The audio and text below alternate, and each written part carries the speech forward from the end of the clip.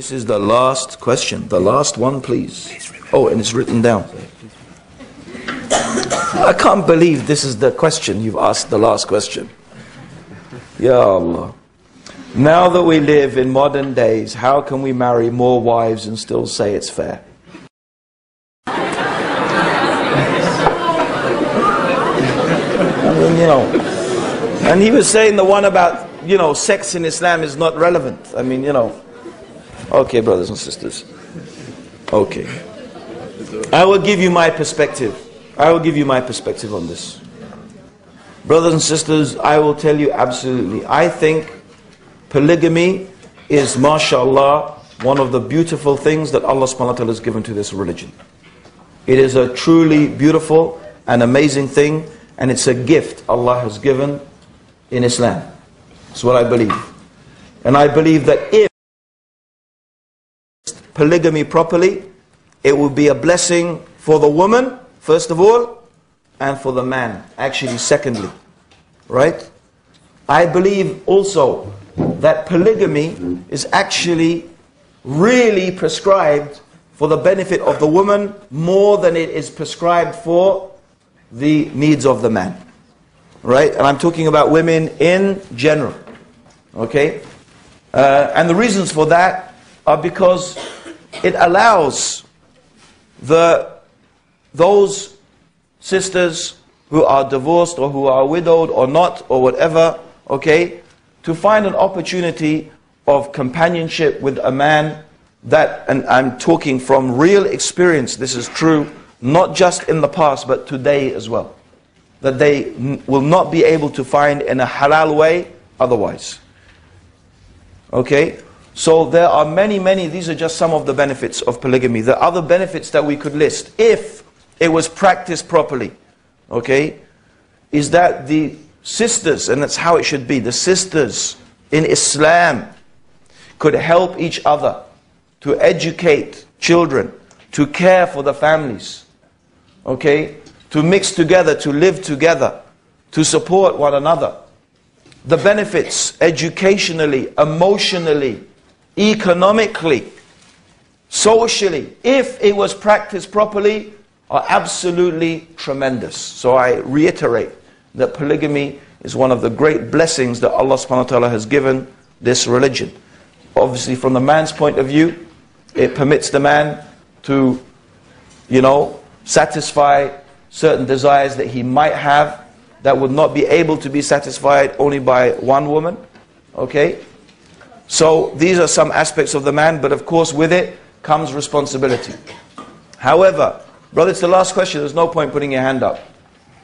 No. Okay? So on the other hand, brothers and sisters, I have this to say. Okay? I have this to say. The reality for us living here in the West is, first of all,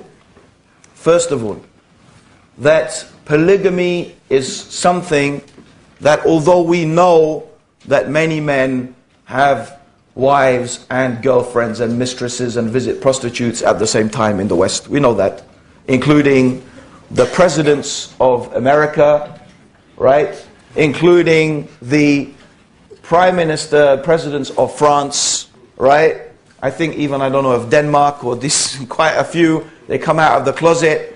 And we find that when they die, they have wives, no, they have mistresses who have kids, a whole separate family. So we see this going on, and it's perfectly acceptable to them, right? But for some mysterious reason, for a man to do this legally and openly, right, is something they don't accept. But that's a fact. Polygamy is not something that we have been ordered to do in Islam. It's something that is an option that is there if it is needed.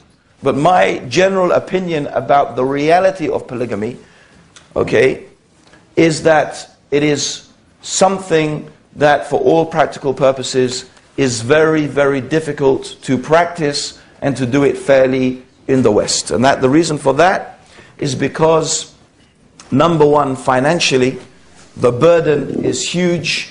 Just in order to support one family, the burden is huge in order to do that. So there's the financial responsibility.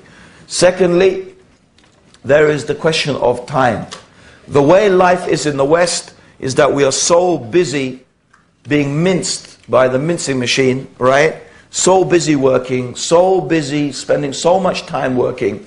And if we add to that, brothers and sisters, the efforts that we should be putting into giving dawah, right? And the efforts that we should be putting into improving the community and the society in which we live, which should take up a lot of our spare time, okay? You will in fact in reality find that you will not have time to do that. So, you know, my position concerning myself personally, for example, is I don't see how I could be fair or just to my wife and my children if I was to get, you know, if I was to get married again. Because as it is, I don't spend enough time with my wife and my children as it is. I don't give them as it is the full rights that I should give them. And that's part of the nature of the society in which we live.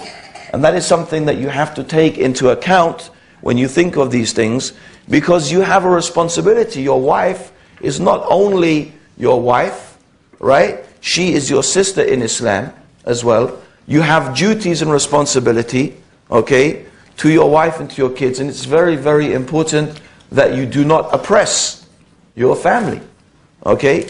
So these are things that should really, really be considered. Now, I'm not giving a fatwa here that this is haram or this or that or whatever, okay? But the reality is that I generally believe that, you know, if brothers come to me and say, oh brother, I really want to get married again. I say, no, I know brother, you really want to get married again. Believe me, I really want to get married again. You know, but don't do it. Just don't do it.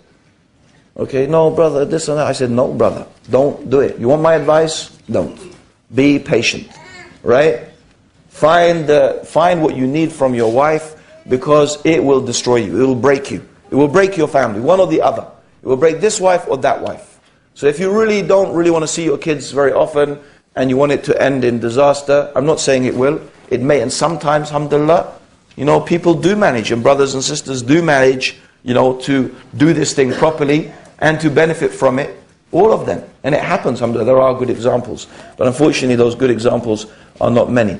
Partly because the men do not know how to treat women properly, and the women do not know how to treat the men properly. And the truth is, we don't fear Allah subhanahu wa ta'ala enough. That's the reality. We don't fear Allah enough, right? So that's my advice. You know, yani you can take it or leave it. If you ask me, in this society, I think by and large, to get another wife, generally it ends up being not fair, basically because I think the wife and the kids suffer in a way that in other times and other situations they wouldn't. It's just my opinion, it's not a fatwa. Allah subhanahu wa ta'ala knows best, you can take it or leave it. So brothers and sisters, Assalamu alaikum.